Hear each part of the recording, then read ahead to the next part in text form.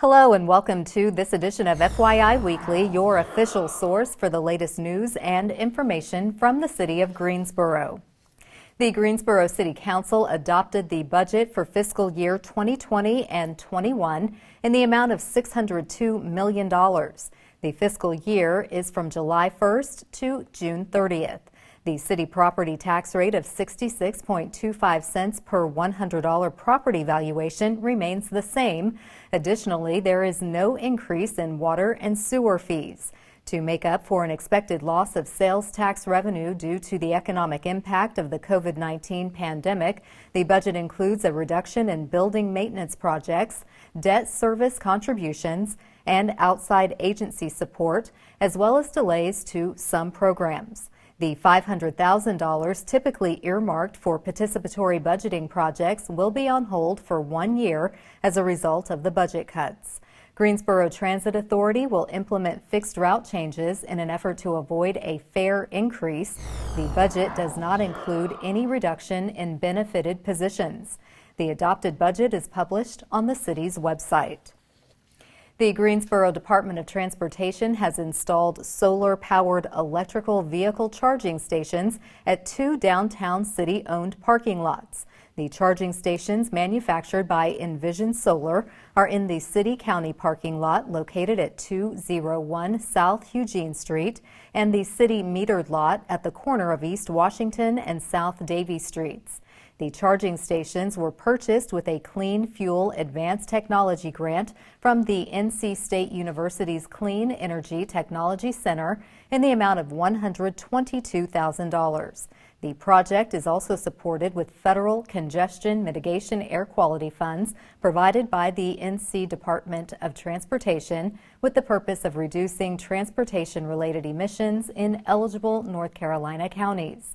The charging stations are independent of the electrical grid and no construction is necessary to install them. They are capable of storing enough solar energy to charge up to 225 miles of electric vehicle driving per day, according to the manufacturer. These are the first solar-powered electric vehicle charging stations offered by GTA. The city also has electric vehicle charging stations at the Green Street parking deck and the Elm Green parking lot. The city of Greensboro has a process in place for artists to request being considered to install a temporary mural on city streets. The street mural program was created based on requests from the local arts community and in the spirit of similar creative expressions on display in other cities. Artists will be asked to demonstrate past experience in successfully completing outdoor murals. Projects will also need to align to guidelines in terms of materials used, mural location, and artwork suitability. Requests for consideration are reviewed by a street mural review committee comprised of city employees and members of the local arts community. The committee will render decisions as quickly as possible. It's important to note this street mural program does not provide direct funding to support the applicant's costs related to the project. For more information about the street mural program, contact Creative Greensboro at 336-373-7998 or visit the city's website. In an effort to help each of us improve our quality of life, the city developed a partnership with Cone Health to share a series of brief and informative videos designed to inspire you to make better choices when it comes to healthy living. Let's take a moment to check out today's news for your health. The most common symptoms of major depression are a general change in mood to where a person is feeling much more sad or down or negative than usual, and a lack of just enjoyment in regular activities.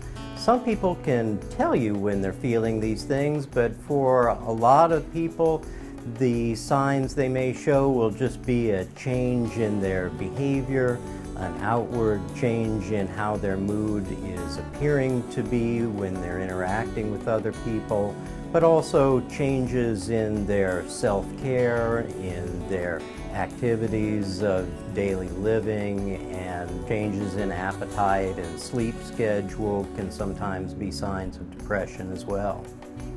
It's a good idea usually to start a conversation with the person about how they're feeling. Asking them straight out if they're depressed may not get the best response, but just starting a dialogue with someone about how they're feeling and how they feel like life is going for them will usually lead someone to open up and discuss their feelings.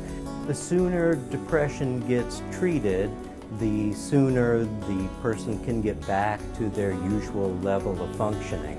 Depression is a very treatable condition, but the treatment takes usually at least weeks to sometimes months once a major depression is established to get a person really back to functioning. During that time, a depressed person can lose gains that they've made in their interpersonal relationships, in their work progress, and in their school progress and other areas of their life. The sooner you can get them back to functioning well, the less loss they're going to have and the better they'll be able to pick up with their usual life. The first step in treatment is to get a good assessment, to spend the time really talking to the person and getting an idea about what their baseline level of functioning is and how much of a change they're having and what symptoms they are having so you can come to a good diagnosis. Depression can be treated in a variety of ways.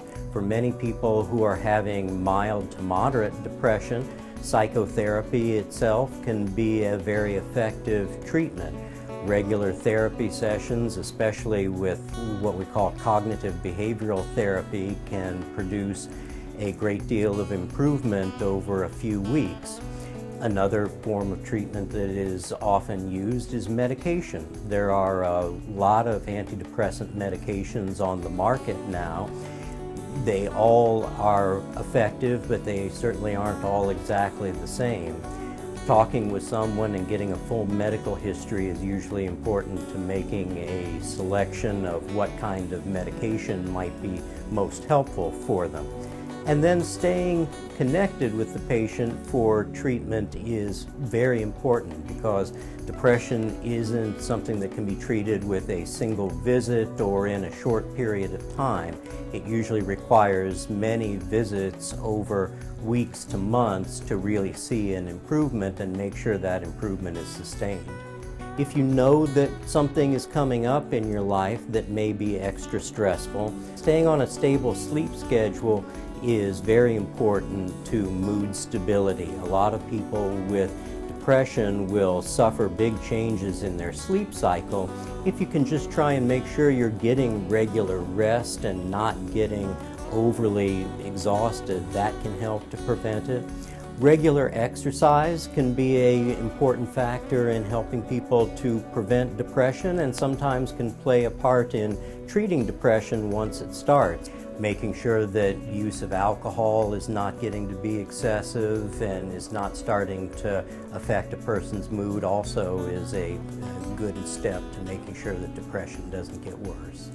The worst case outcome of depression is suicide, and it's something that we have to be very careful to screen people for when we're concerned about changes in their mood. A lot of people will go with feelings like that and not feel comfortable talking to family or healthcare providers about it until it's too late. So if you think that someone has had a change in their mood or is getting depressed, it's a good idea to ask about it and to make sure that that is getting addressed, because if it's not, it can be something that once it gets to that point, it's obviously too late, and if you can try and treat the depression or at least address those thoughts earlier, you're much safer. Even though treatment of mental health conditions is much more common than it was even a few years ago, for a lot of people there's still a stigma associated with getting treatment for depression and other mental health conditions. It's a big problem because it prevents people from coming in to get treatment when they might really benefit from seeing a therapist or a doctor. It's important to try to make it clear to people that these are normal conditions, emotional problems are a normal part of life, and that these are very treatable conditions, not something that anyone should be made to feel ashamed of or needs to cover up, but rather something that once openly discussed can usually be treated. More than 19 million people in the United States suffer from depression every year. It's a treatable condition, and I hope this has been helpful in providing some education.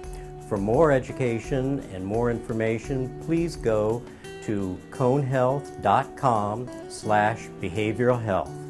I'm Dr. John Claypax. Thank you.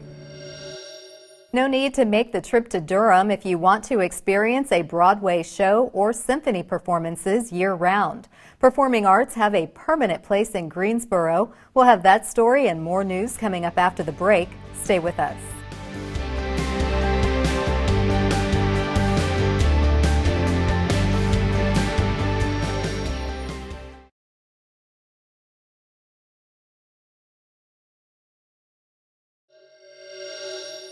Welcome back to FYI Weekly.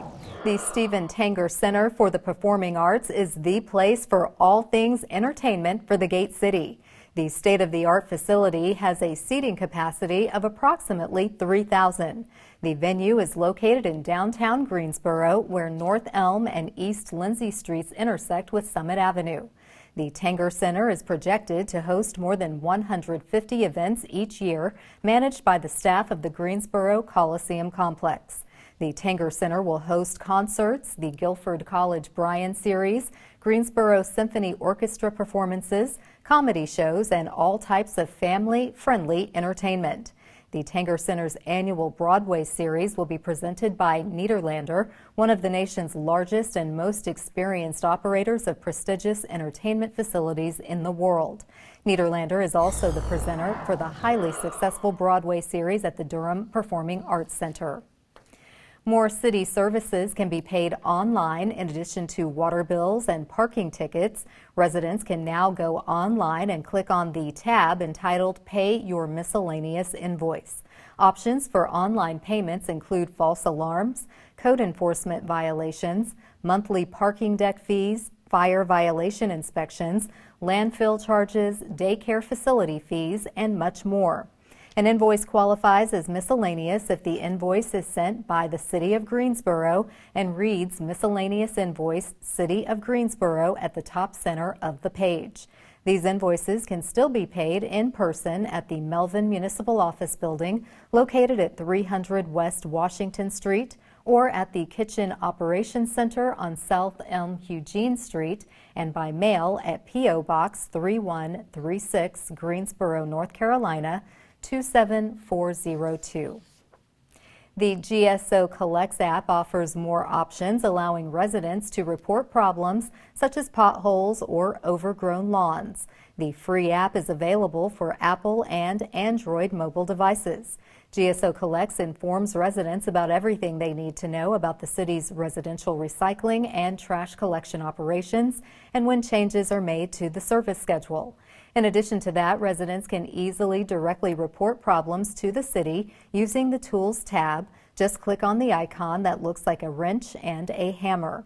Use the app to report issues such as abandoned vehicles, graffiti, litter, illegal dumping, malfunctioning streetlights or traffic signals, missing or damaged road signs, overgrown lawns, and potholes. Residents are also able to report problems to the contact center by either calling 336-373-2489, sending an email, or using the live chat feature. In an effort to spotlight and celebrate local artists, business owners, community builders, and essentially the next generation of leaders, the city is proud to partner with Action Greensboro to introduce our Made in Greensboro series. Let's take a look at who is in the community spotlight.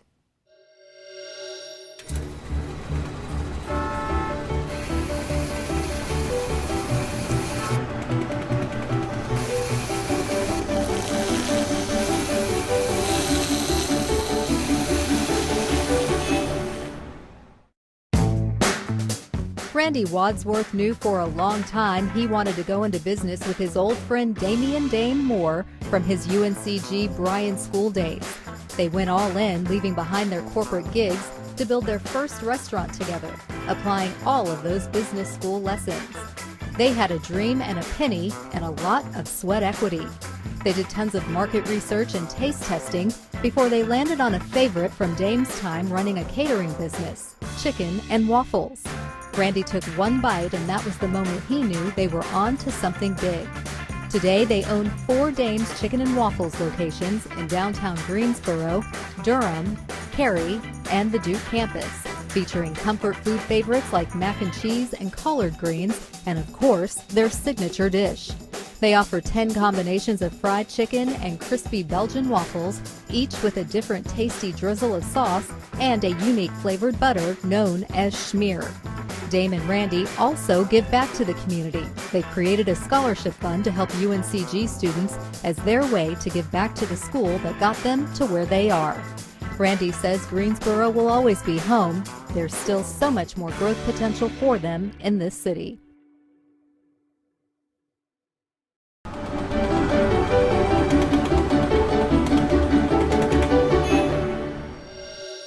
To learn more about Made in Greensboro, visit the Action Greensboro website at madeingso.com. Stay tuned for a little-known fact about Greensboro as we tell you something about the city. That's coming up after the break. Stay with us.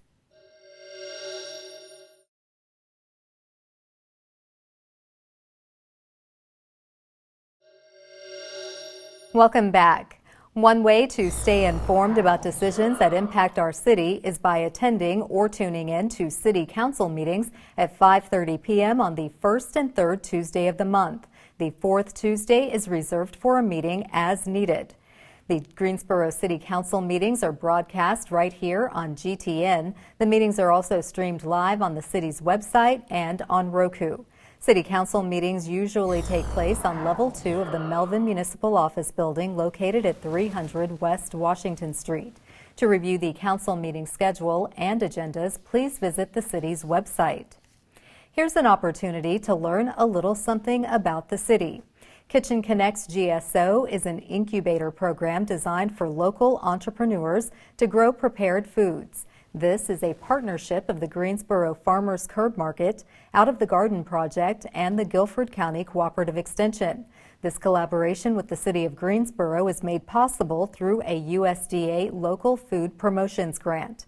Participants bring diversity of food offerings, ethnic culinary products, and prepared foods that help support underserved communities and create new economic opportunities within the city. Kitchen Connects GSO brings together Greensboro's first shared kitchen with food safety and small business training classes to create a unique local food incubator program. The goal is to provide opportunities for new value-added product startups to begin or expand their operations and increase the public's awareness of locally sourced and produced foods. Participants receive reduced cost training in Safe Plate, a food safety and handling certification program. They also benefit from basic small business, marketing, and merchandising classes. Coming up after the break, we'll showcase our department spotlight. Stay with us.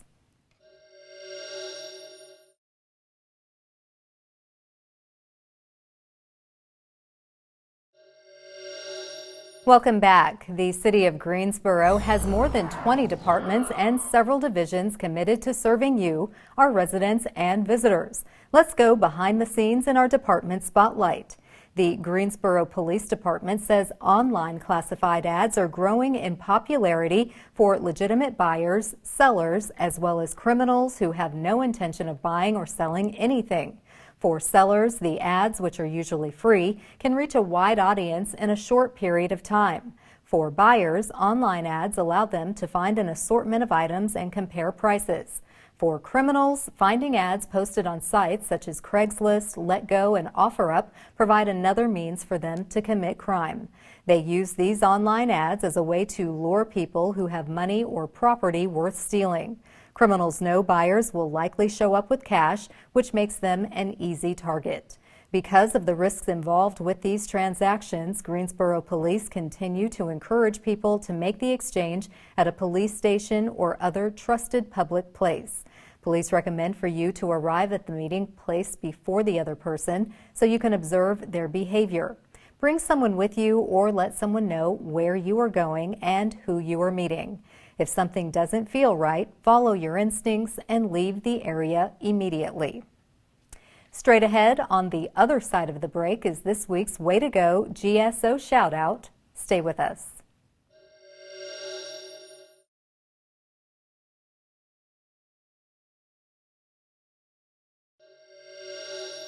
As we draw to a close, we always want to end on a positive note with our Way to Go GSO shout out. This week's shout out goes to our very own Greensboro Television Network. The city's government cable channel is the recipient of 3 National Telly Awards. Senior producer Carlos Castellanos won 2 Bronze Telly Awards, one for the coverage of the renovation of historic Hillside, and the second Bronze Award is for an animated video explaining the public records process. Producer Josh Johnson is the recipient of a Silver Telly Award for his production of Inside Discovery, Greensboro Science Center, which takes viewers behind the scenes of the facility. The Telly Awards is a national competition recognizing excellence in broadcast production. GTN has won 24 Telly Awards in the past 20 years.